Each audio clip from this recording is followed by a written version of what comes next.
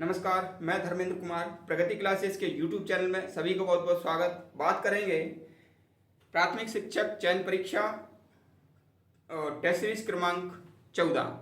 तो पहला प्रश्न है, देख लेते हैं। भारत में स्थानीय स्वशासन का जनक किसे कहते हैं?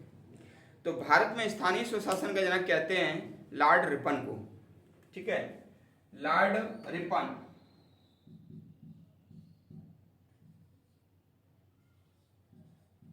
लॉर्ड रिपन को स्थानीय स्वशासन का जनक कहा जाता है। ठीक है, इसके साथ ही लॉर्ड रिपन के टाइम पर इल्बर्ट बिल आया था और इल्बर्ट बिल 1883 ईस्वी का था।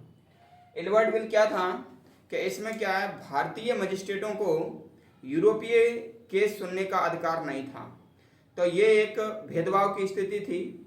यदि आप मजिस्ट्रेट हैं, भारतीय हैं, तो आप जो है यूरोपीय केस नहीं सुन सकते, यानी कि ये तो अयोग्यता वाली बात हो गई। ठीक है, तो इसी जो विवाद को सुलझाने के लिए ये इल्बर्ट बिल आया था लॉर्ड रिपन के टाइम पर। दूसरी बात क्या है, लॉर्ड रिपन के टाइम पर हंटर आयोग आया था। हंटर आयोग बना था और ये 1882 का है। हंटर आयोग 1882 का है। इसे भारतीय शिक्षा आयोग भी कहते हैं। अगर प्रश्न आ जाए भारतीय शिक्षा आयोग किसे कहते हैं, तो हंटर आयोग को भारतीय शिक्षा आयोग कहते हैं। फिर नियमित जनगणना। नियमित जनगणना इनके टाइम पर हुई थी 1881 ईस्वी में। नियमित जनगणना हुई थी, ये भी आप ध्यान रख लेना। ठीक है, और स्थानीय स्वशासन का जनक इन्हें कहते ही हैं। ठीक है, इसके साथ ही इन्हें भारतीय उद्धारक भी कहते हैं, यानी कि भारत का उद्धारक।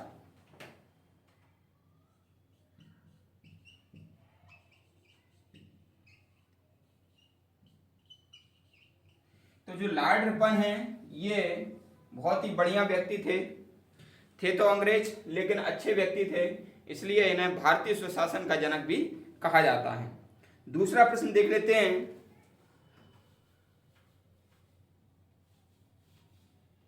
दूसरा प्रश्न हमारा बोलता है कि श्री कृष्ण समिति का संबंध किससे है?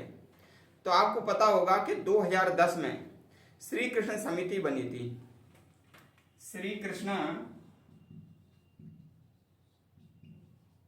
समिति 2010 में श्री कृष्ण समिति बनी थी। और जो आंध्र प्रदेश से तेलंगाना राज्य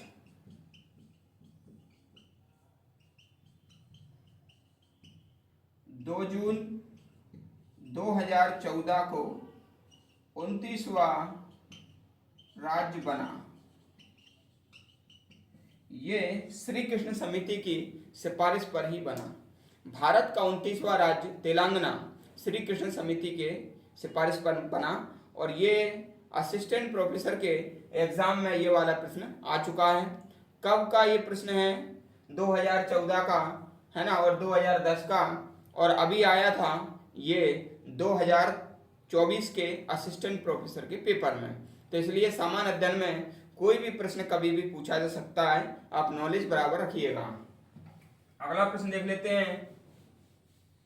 आधार संख्या कितने अंक का है? तो आप सभी के पास आधार होगा, तो उसमें देखना, तो आधार संख्या 12 अंकों का होता है। आधार संख्या 12 अंकों का होता है। ठीक है, और ये जो आधार है, ये महाराष्ट्र के तेभली गांव से प्रारंभ किया गया था। प्रथम अध्यक्ष थे नंदन नीलकेणी। नंदन नीलकेणी आधार प्राधिकरण के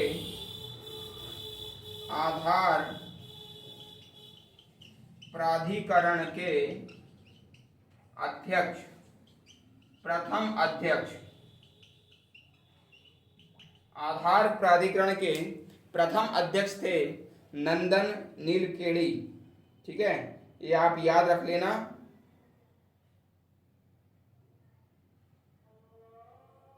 अगला देख लेते हैं।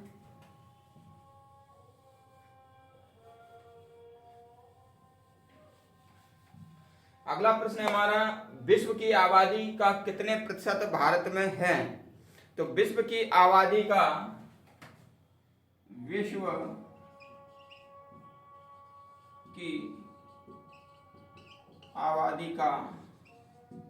17.5% भारत में है। 17.5% भारत में है, याद कर लेना। यानी कि 1 अरब 21 करोड़ जनसंख्या भारत में रहती है। मतलब पूरे विश्व की 1 अरब 21 करोड़ जनसंख्या भारत में रहती है। अगला प्रश्न है हमारा, एम्बुड्समैन की व्यवस्था सर्वप्रथम किस देश में लागू हुई? एम्बुड्समैन होता है लोकपाल। भारत में लोकपाल कहेंगे उसको, और राज्य में लोकायुक्त कहेंगे। ठीक है, और ये भ्रष्टाचार से निपटने के लिए एक संस्था है। तो एम्बुड्समैन की व्यवस्था सबसे पहले 1809 में स्वीडन देश में प्रारंभ की गई थी। एम्बुड्समैन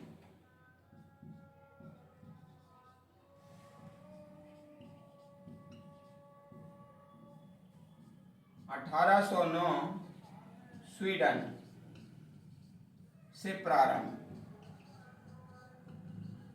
से प्रारंभ हुई थी ये। और भारत में 1966 में प्रथम ARC का मतलब होता है एडमिनिस्ट्रेटिव रिफॉर्म कमीशन, यानी कि प्रशासनिक सुधार आयोग। तो उसने सबसे पहले सुझाव दिया था, ARC ने सुझाव दिया था। अब इस सुझाव के आधार पर जो उड़ीसा राज्य है उसमें सबसे पहले विधेयक लाया गया था। उड़ीसा में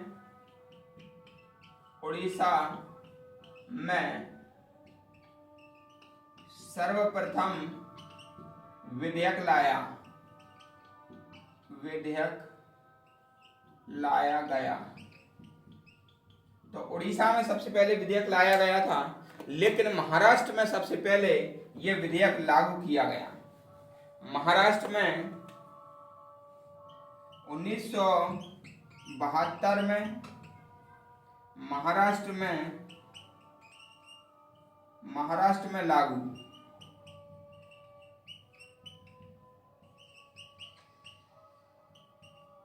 महाराष्ट्र में लागू हुआ था एम्बुड्समैन सबसे पहले भारत के महाराष्ट्र राज्य में, लेकिन जो प्रस्ताव लाया गया था वो ओडिशा राज्य में लाया गया था। फिर बात करेंगे कि मध्य प्रदेश में कब ये लागू हुआ था। ठीक है, तो मध्य प्रदेश में लागू हुआ था लोकायुक्त एक्ट 1981। मध्य प्रदेश में लोकायुक्त एक्ट 1981, जो कि 14 फरवरी 1982 को लागू हुआ। तो मध्य प्रदेश में जो लोकायुक्त लागू हुआ था वह 14 फरवरी 1982 में लागू हुआ था, जबकि एक्ट 1981 का था। अगला प्रश्न देख लेते हैं। अगला प्रश्न है, राष्ट्रीय मतदाता दिवस कब मनाते हैं? तो मैं आपको बता देता हूं कि राष्ट्रीय मतदाता दिवस मनाते हैं 25 जनवरी को। 25 जनवरी राष्ट्रीय मतदाता दिवस, राष्ट्रीय मतदाता दिवस मनाते हैं। और ये 2011 में सर्वप्रथम मनाया गया। 2011 में सर्वप्रथम मनाया गया था, क्योंकि 25 जनवरी 1950 को राष्ट्रीय निर्वाचन आयोग का गठन हुआ था। 25 जनवरी 1950 को केंद्रीय चुनाव आयोग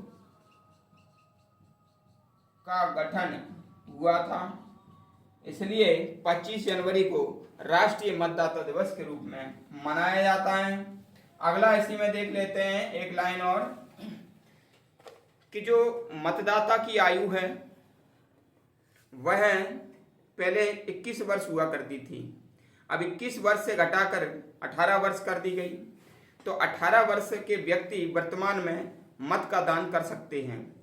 और ये संविधान संशोधन किया गया था, 61वां संविधान संशोधन एक्ट था 1988 का, जो कि 1989 में इसको लागू किया गया था।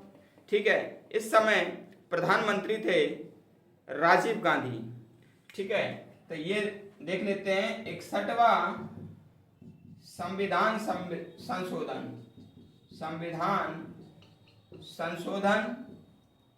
1988 का एक्ट, ठीक है, और 1989 में लागू, और 21 वर्ष से 18 वर्ष घटा दी। मतदाता की आयु, राजीव गांधी पीएम थे इस समय, राजीव गांधी इस समय पीएम थे। अगला प्रश्न देख लेते हैं। अगला प्रश्न है, दूध किसका उदाहरण है? तो दूध पायस या इमल्सन का उदाहरण है। दूध पायस या इमल्सन का उदाहरण है। 1 जून विश्व दुग्ध दिवस मनाते हैं। 26 नवंबर राष्ट्रीय दुग्ध दिवस मनाते हैं। दूध में विटामिन सी तथा आयरन नहीं होता है, और सभी कुछ होता है दूध में, लेकिन विटामिन सी और आयरन नहीं होता है। ठीक है, अभी दूध में प्रथम स्थान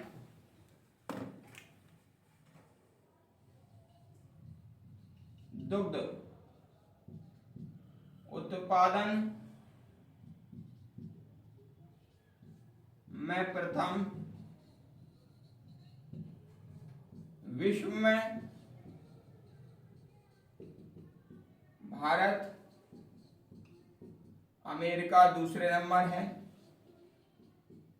अमेरिका दूसरे नंबर है इसमें, और भारत में यूपी, राजस्थान, एमपी तीसरे नंबर है, राजस्थान दूसरे नंबर है, और पहले नंबर है उत्तर प्रदेश।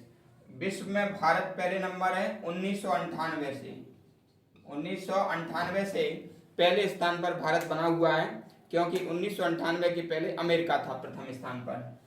ठीक है, आखिरी क्वेश्चन पूछ लेते हैं, रडार का आविष्कार कौन था? तो रॉबर्ट वाटसन थे।